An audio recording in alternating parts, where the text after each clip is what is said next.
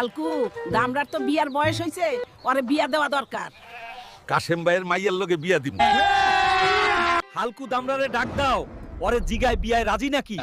কাশেম কাকার মাইয়া অনেক কালা, ওরে আমি বিয়া করবো না। তোকেই তোর বিয়া, আমি যা কমু তা হইব, যা ইচ্ছা করো তোমরা। কি রে দামরা, কতক্ষণ লাগে তো? বাইগান কালা মাইয়া কইলাম বিয়া করবো না। কিরে হালকু দামরা, কই যাস?